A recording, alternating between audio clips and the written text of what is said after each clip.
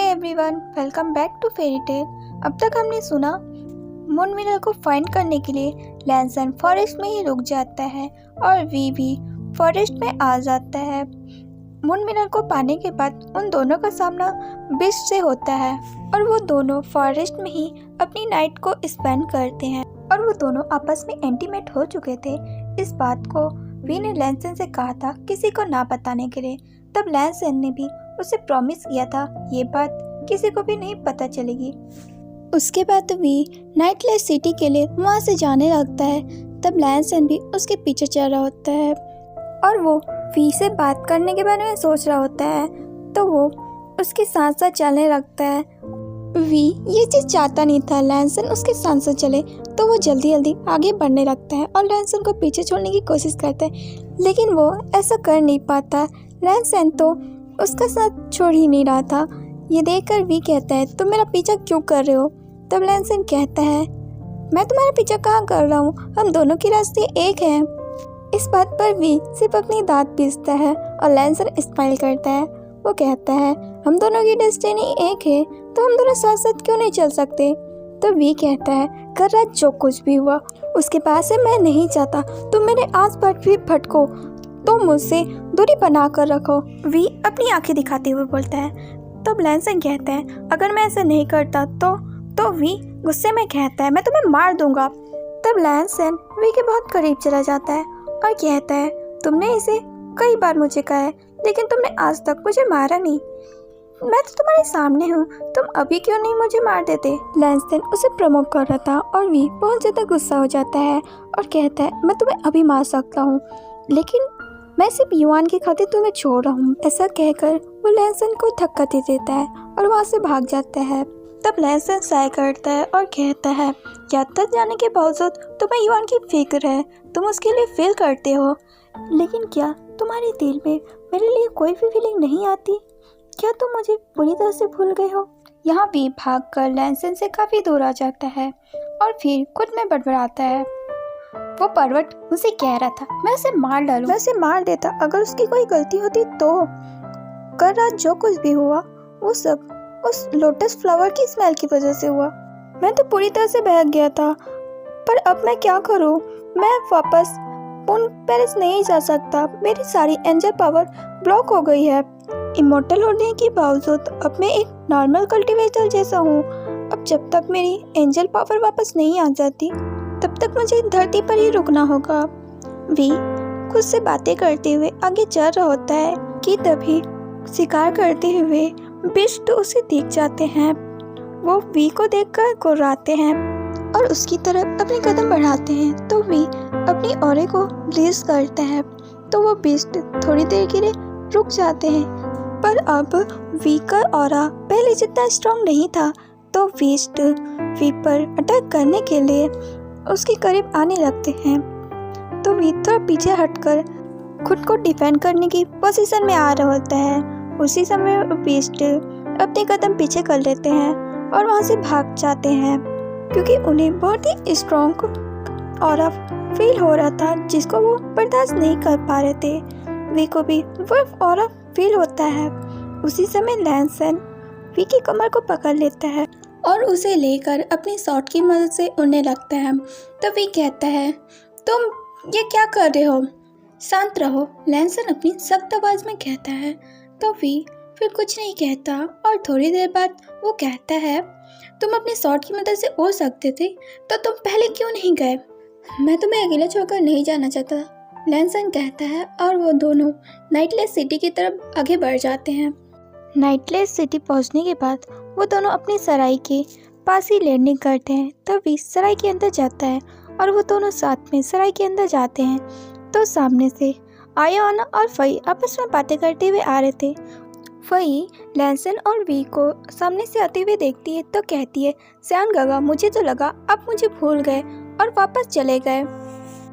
We जो काफ़ी एनॉयिंग feel कर रहा था, वो फई की बात सुनकर उसके सर पे मारता है और कहता है क्या कुछ भी सोचती हो, चलो यहाँ से। ऐसा कहकर वो फई को लेकर अपने रूम में जाने लगता है।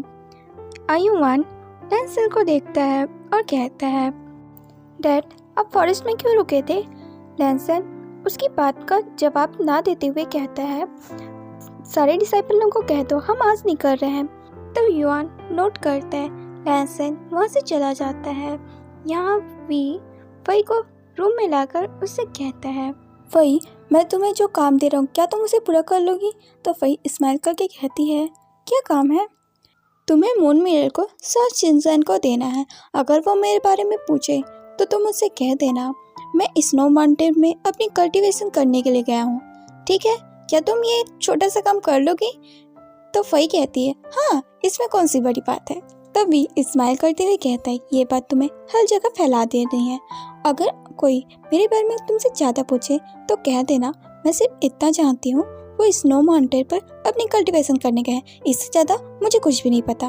तब फई कहती है, ये काम तो मैं कर दूंगी, लेकिन सियान काका आप कहाँ जा रहे हैं? मुझे पता है आप स्नो माउंटेन में तो नहीं जा रहे हैं, तो आप कहाँ जा रहे हैं?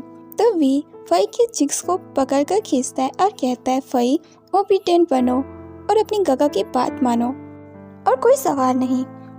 तब फई अपने गालों को सहलाते हुए कहती है, सियान काका ठीक है मैं कोई सवाल नहीं करती हूँ, पर काका आपके जाने के बाद से मैं अकेले हो जाऊंगी। ऐसा कहते हुए वो पाउट करती है।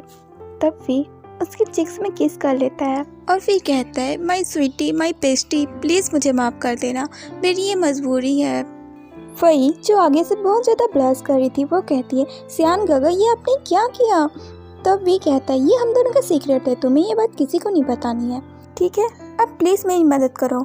तब फई आगे से सियान को गले लगा लेती है और कहती है, ठीक है मैं चलती हूँ। ऐसा कहकर वो उसकी चिक्स में किस करती है, वहाँ से भाग जाती है। उसके जाने के बाद भी एक गहरी सांस लेता है। उसके प्लान का फर्स्ट स्टेप पूरा हो गया। ये सोचकर स्माइल कर रहा था। फई को किस करने से उसे तो ज़्यादा फर्क नहीं पड़ा, पर कोई था जो बहुत ज़्यादा जेलस था। लैंसन जो डोर के पास छुपा हुआ था, उसने फई और वी की सारी बातें सुनी और देखी थी। उसके तो दिमाग में खलबली सी मच चुकी थी। लैंसन वी के सामने जाता है तो वी के फेस में जो स्माइल थी वो गायब हो जाती है और वो कहता है, तुम यहाँ क्या करने के लिए आए हो? तब लैंसन कहता है, आखिर फई से तुम्हारा रिश्ता क्या है? तब वी कहता है, तुम्हें इससे क्या मतलब? लैंसन जो जेलसी के कारण बहुत ज़्यादा गुस्से में था, वो वी के उसकी कमर से पकड़ता है और अपनी तरफ खींचता है। लैंसन के ऐसे सडन एक्शन से वी की आंखें बड़ी हो जाती है और उसके दोनों हाथ लैंसन के कंधे पर थे। उसकी हार्ट बीट अब बढ़ने लगी थी। वो लैंसन की आंखों में देख रहा था, जिसकी आंखों में गुस्सा भरा था और इस गुस्से के पीछे का वो भाव समझ नहीं पा रहा था। लैंसन कहता है, क्या तुम फई को पसंद करते हो इसलिए मुझे एक्सेप्ट नहीं कर रहे हो? लैंसन की बात सुनकर वी कहता है, तुम क्या बकवास कर रहे हो, तुम्हें पता भी है खुद। तब लैंसन कहता है, मैं कोई बकवास नहीं कर रहा हूँ, मैं तुमसे प्यार करता हूँ, तुम्हें अपने साथ देखना चाहता हूँ। क्या तुम्हें इतनी सी बात समझ में नहीं आती? मैं तुम्हें किसी और के साथ नहीं देख सकता हूँ, तो बताओ फई से तुम्हारा आखिर रिश्ता क्या है? लैंसन की बात सुनकर भी हैरान रह जाता है। उसे कोई उम्मीद नहीं थी लैंसन उसे इस तरह से कन्फेस करेगा, पर वो उसकी आंखों में अपने लिए सिंसेरिटी देख सकता था। वो अपनी आंखें दूसरी तरफ फेर लेता है और नीचे देखते हुए कहता है, फई मेरी छोटी बहन है, आखिर तुम हमारे बारे में क्या सोच रहे हो? वी की बात सुनकर लैंसन थोड़ा सरप्राइज होता है। वी ने उसे अभी एक्सप्लेन किया और उसके फेस में एक जेंटली स्माइल आ जाती है। तभी वी अपनी सख्त आवाज में कहता है, अपने हाथ हटाओ। तब लैंसन अपने हाथ को वी से कमर से हटाता है और पीछे कर लेता है। तब वी लैंसन से दूर होकर खड़ा हो जाता है और थोड़ी साइलेंट के बाद वी कहता है, तुम यहाँ क्यों आए थे? वी के ऐसे सवाल से लैंसन थोड़ा सकपका जाता है, क्योंकि वो तो यहाँ वी से ये पूछने आया था क्या वो उसके साथ पहले चलेगा। लेकिन अभी जो हुआ उसके बाद से अगर लैंसन ने ये सवाल उससे कहा तो वी उसे साफ मना कर देगा। लैंसन एक गहरी सांस लेता है और कहता है, तुम अभी मून पैलेस नहीं जा रहे हो तो फिर तुम आगे क्या करने वाले हो? तो वी इसके जवाब में कहता है, मैं तुम्हें बताना जरूरी नहीं समझता हूँ। तब लैंसन कहता है, मैं जानता हूँ मेरी वजह से तुम्हारी एंजल पावर ब्लॉक हो गई है, इसलिए मैं इसकी जिम्मेदारी लेना चाहता हूँ। तो क्या तुम मेरे साथ मेरे पैलेस चलोगी जब तक तुम्हारी एंजल पावर वापस नहीं आ जाती तब तक तुम मेरे साथ रहो। तो वी इसके जवाब में कहता है, तुम्हारा शुक्रिया, पर मैं ऐसा नहीं चाहता हूँ। तभी लैंसन कहता है, तुम्हारी सारी एंजल पावर ब्लॉक हो गई है, इस तरह तुम्हारा अकेले बाहर रहना ठीक नहीं है। तब वी कहता है, मेरी अपनी एंजल पावर के ना होते हुए भी मैं इतना स्ट्रांग हूँ, मैं खुद को सेफ रख सकता हूँ। तो हांगुन जून को मेरे लिए फिक्र करने की ज़रूरत नहीं है। लैंसन पहले अपने मन में कहता है, मैं जानता हूँ तुम स्ट्रांग हो, पर अगर तुम बिना प्रोटेक्शन के रहोगे तो सारी भेड़ियों की नज़र हमेशा तुम पर ही रहेगी। तो मैं चैन से कैसे बैठ सकता हूँ? प्लीज़ वी, मेरे साथ रहने के लिए मान जाओ ना। तुम आखिर इतनी जिद्दी क्यों हो? और फिर वी से कहता है, पर तुम खतरे में पड़ सकते हो। तो इसमें वी एनाइंग होकर कहता है, मेरी सबसे बड़ी खतरे तो तुम हो। फिर वो एक गहरी सांस लेता है और कहता है, मास्टर लैन, आपके फीलिंग को हर्ट करने के लिए मैं माफ़ी चाहता हूँ, लेकिन मैं आपके साथ नहीं रह सकता। और वैसे भी कुछ दिनों में मेरी पनिशमेंट पूरी हो जाएगी और मुझे मेरी एंजल पावर वापस मिल जाएगी, तो मैं यहाँ से चला जाऊँगा। वी की बात सुनकर लैंसन उदास हो जाता है और लैंसन को इतना उदास देखकर वी को बुरा लगने लगता है और वो अपना फेस दूसरी तरफ कर देता है। वो लैंसन को ऐसे देखना नहीं चाहता था। लैंसन अपने मन में कहता है, मैं तुम्हें इस बार जाने नहीं दूंगा। अब मैं जो करने वाला हूँ उसके लिए मुझे माफ़ कर देना। लैंसन अपने पास से एक तिलिस्मान निकालता है और उसे वी की तरफ फेंकता है। वो तिलिस्मान वी के गले के पास जाकर चिपक जाता है और डिसअपीयर हो जाता है। वी अपने हाथ को गले के पास रखता है, उसे सहलाता है और थोड़ी देर उसकी आंखों के सामने सब कुछ ब्लैंक पड़ने लगता है और वो अनकॉन्शियस हो जाता है।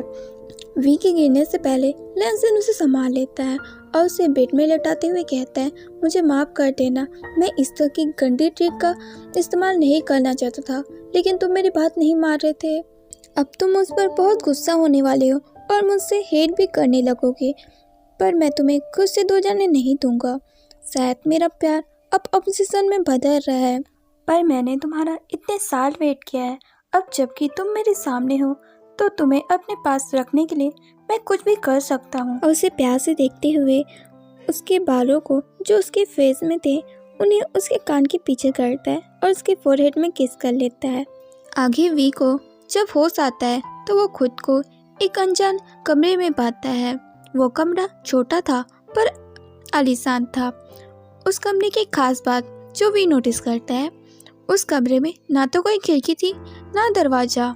वी अनोइंग फील करता है और अपनी थोड़ी सी पावर को सामने की दीवार पर शो करता है, पर वी की पावर से उस दीवार पर कोई असर नहीं होता। उस दीवार पर एक खर्च भी नहीं आती। वी खुद को शांत करते हुए बेड में बैठ जाता है।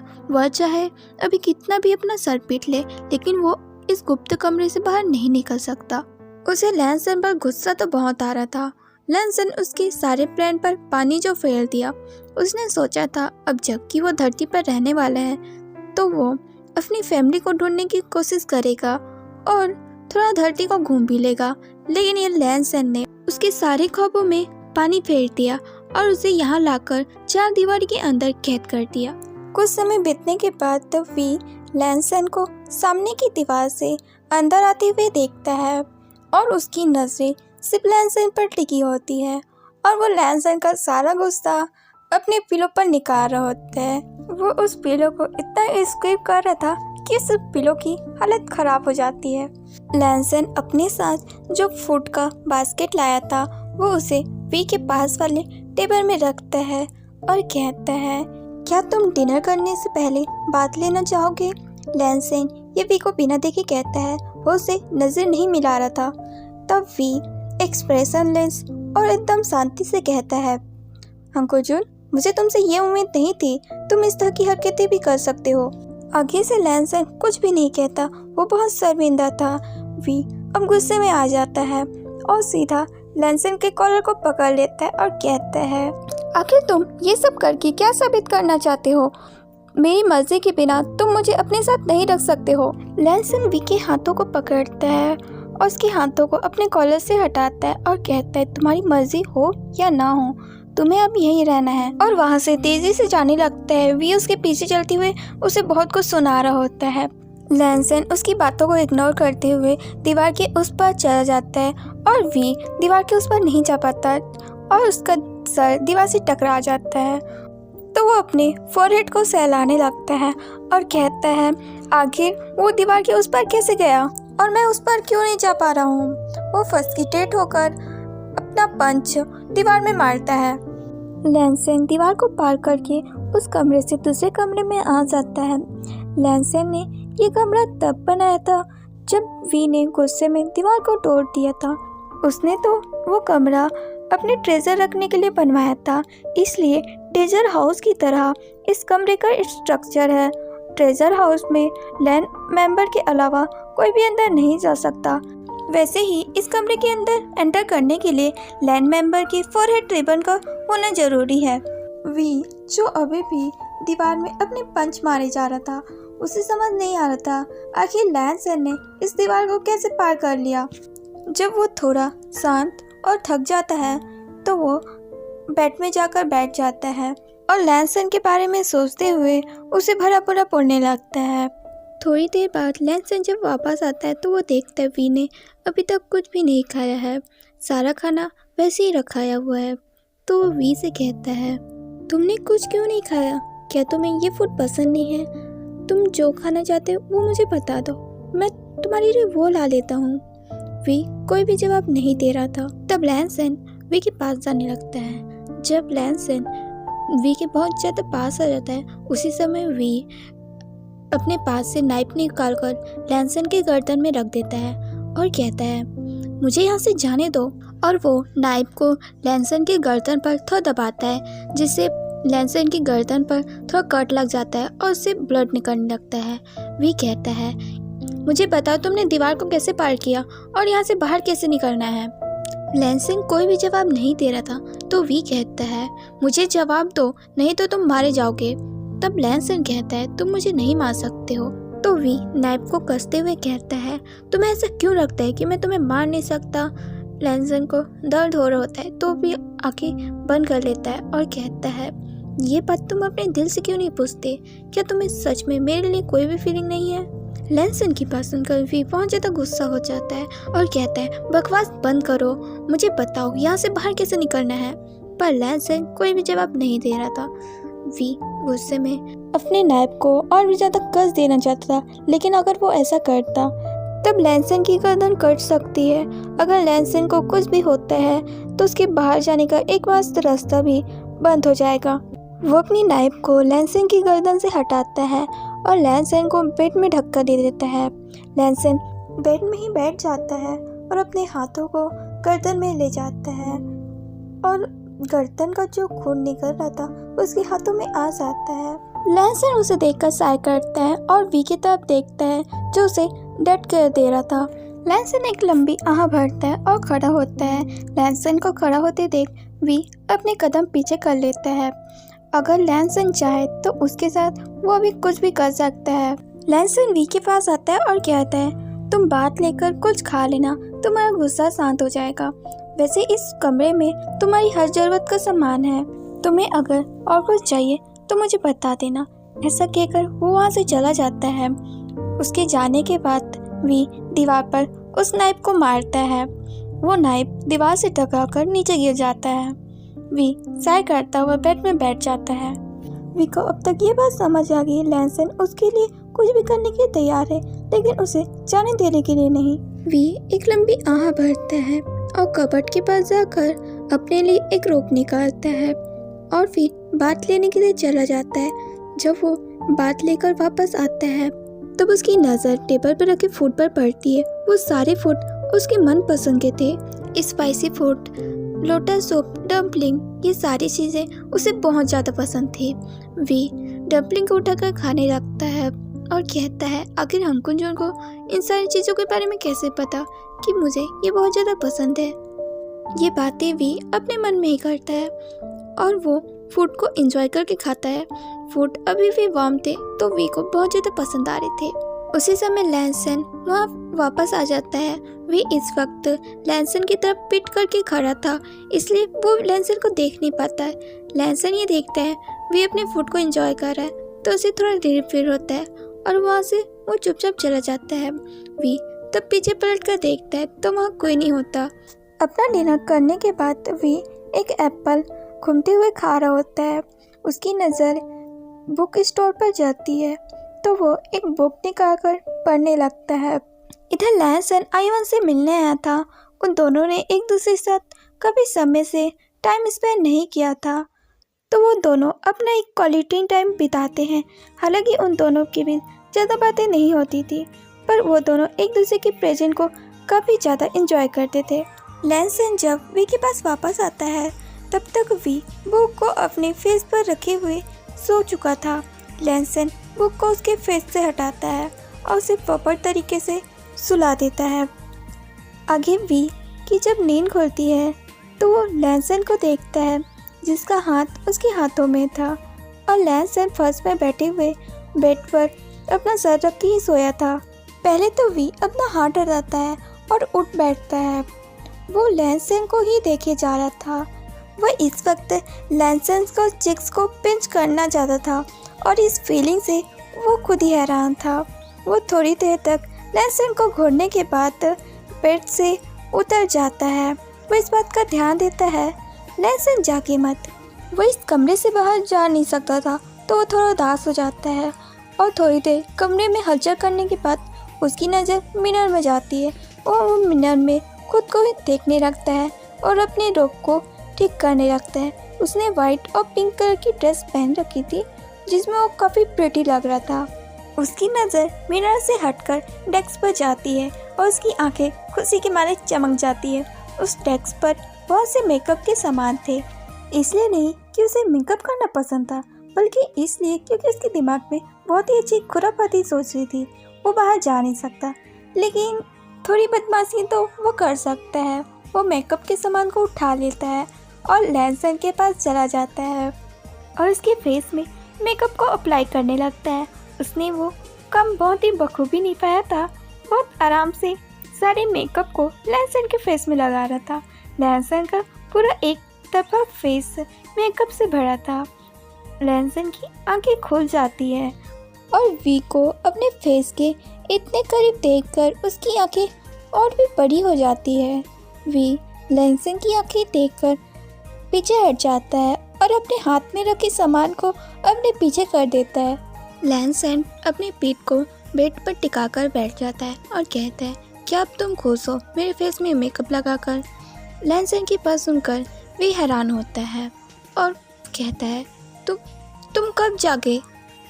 इसमें लैंसन कहता है, जब तुम शायद जागे उसी समय। तो वी का मुंह बन जाता है क्योंकि उसने जैसा सोचा था वैसे तो कुछ नहीं हुआ। लैंसन को तो पहले से पता था वी क्या कर रहा है। उसने तो ये सोचा था वो लैंसन के फेस को एक भद्दा सा मेकअप लुक देगा और जब लैंसन उसे मिरर में देखेगा तो कैसे रिएक्ट करेगा, उसे ये देखना था और लैंसन उस पर कैसे गुस्सा करने वाला है। उसने जैसा सोचा था वैसा तो हुआ कुछ नहीं। उसे बिल्कुल भी मज़ा नहीं आया, तो उसका तो मुंह बना हुआ था। वो अपने पास से जो लिपस्टिक का छोटा सा बॉक्स था उसमें से अपनी फिंगर से लिपस्टिक को निकाल कर अपने लिप्स में लगा रहा था और उसको लगाने के बाद वो पाउडर बनाता है और अपने लिप्स को अलग अलग शेप दे रहा था और सेम लैंसन भी वो शेप को ट्राई कर रहा था। वी जब ये देखता है लैंसन भी उसकी नकल कर रहा है तो वो कहता है, क्या कर रहे हो तुम? सामने से लैंसन इतना इनोसेंट फेस बनाता है कि वी कुछ बोल नहीं पाता, वो बस उसे घूर रहा था। लैंसन कहता है, तो पर ये कलर काफ़ी अच्छा लगता है। तो वी की आंखें और भी चौड़ी हो जाती है। लैंसन उसी समय कहता है, क्या तुम मुझ पर ये ट्राई नहीं करोगे? वी कहता है, क्या तुम इसे ट्राई करना चाहते हो? तो लैंसन हाँ में सिर हिलाता है। तो वी एक रहस्यमयी स्माइल करता है और लैंसन के थोड़ा पास जाकर उसके ऊपर मेकअप को अप्लाई करने लगता है। लैंसन को इससे कोई फ़र्क नहीं पड़ रहा था वी क्या कर रहा है, बस वी उसके साथ नॉर्मली बात कर रहा है, उसके साथ टाइम स्पेंड कर रहा है, तो उसे काफ़ी अच्छा लग रहा था।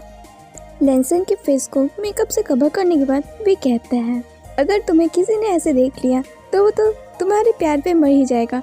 ऐसा कहते हुए वी हंस रहा था। तब लैंसन कहता है, पर इसका असर तुम पर तो नहीं होता है। तो वी की भावें सिकुड़ जाती है। वो लैंसन को घूरने लगता है। लैंसन कहता है, क्या तो वी अपनी दांत पीसते हुए कहता है, तुम अपना फेस मिरर में क्यों नहीं देखते? तब लैनसन कहते हैं, इसकी ज़रूरत नहीं है, ये मेकअप तुमने किया है तो ये अच्छा ही होगा। तो वी वो बनाता है। फिर उन दोनों के बीच बहुत साइलेंट हो जाता है और वो दोनों एक दूसरे से कोई भी बातें नहीं कर रहे थे। वी को भी ये चुप्पी खटक रही थी, वो वैसे भी इतना बोर हो रहा है इस कमरे में। अब जबकि लैनसन है तो लैनसन भी उससे कोई बात नहीं कर रहा है। तब वी कब करने लगते हैं। तब लैनसन उससे पूछता है, क्या तुम ठीक हो? तो वी हाँ कहता है और वो दोनों फिर शांत हो जाते हैं। अब ये चीज़ें वी को बर्दाश्त नहीं होती और वो कहता है, मैं बहुत बोर हो रहा हूँ, मैं कितने घंटों से इसी कमरे में हूँ। आखिर तुम मुझे कब तक यहाँ रखना चाहते हो? वी अपना पेशेंस खोते हुए चिल्लाते हुए कहता है। आगे से लैनसन बहुत ही काम और शांत रहता है। लैनसन कुछ भी नहीं कह रहा था। ये देखकर वी खुद को शांत करता है और कहता है, हमको जून मुझे बाहर जाना है, आखिर तुमने मुझे कितने दिन से यहाँ कैद करके रखा है? तो इसमें लैनसन कहता है, सिर्फ 2 दिन। तो वी का मुँह खुला को खुला रह जाता है और कहता है, क्या 2 दिन? और रोना शुरू कर देता है और कहता है, हार्टलेस मैन, तुम मेरे साथ ऐसा क्यों कर रहे हो? मुझे जाने दो। उसी समय लैनसन कहता है, क्या कहा तुमने? लैनसन की आवाज़ सुनकर वी चौंक जाता है और एकदम भीगी बिल्ली बन जाता है। उसे तो ऐसा लग रहा था लैनसन उसकी बार बार जाने वाली बात से बहुत ज़्यादा गुस्सा हो चुका है और वो उसे पनिश करने वाला है। वी एकदम से खामोश हो जाता है और हिचकियाँ लेने लगता है। लैनसन उसे ऐसे देखकर कहता है, ठीक है, मैं तुम्हें इस कमरे से बाहर जाने की परमिशन दूंगा, लेकिन मेरी एक कंडीशन है, तुम मुझसे 1 इंच भी दूर मत होना। उसकी ऐसी कंडीशन सुनकर वी उसे खा जाने वाली नज़र से देख रहा था। लैनसन कहता है, अगर तुम इस कंडीशन को मानोगे तो ही मैं तुम्हें यहाँ से बाहर निकलने दूंगा। आगे से वी बस अपना मुंह बिगाड़ रहा होता है। उसे ये कंडीशन बिल्कुल भी सही नहीं लग रही थी, पर वो थोड़ी देर सोचने के बाद कहता है, अच्छा ठीक है, मैं तैयार हूँ। इसमें लैनसन स्माइल करता है और वी के चीक्स को पकड़कर खींचता है और कहता है, गुड। तो वी गुस्से में उसे घूरता है और उसका हाथ हटाता है। और यहीं पर ये वाला पार्ट एंड करते हैं। Thanks for watching guys. Please like, comment and subscribe.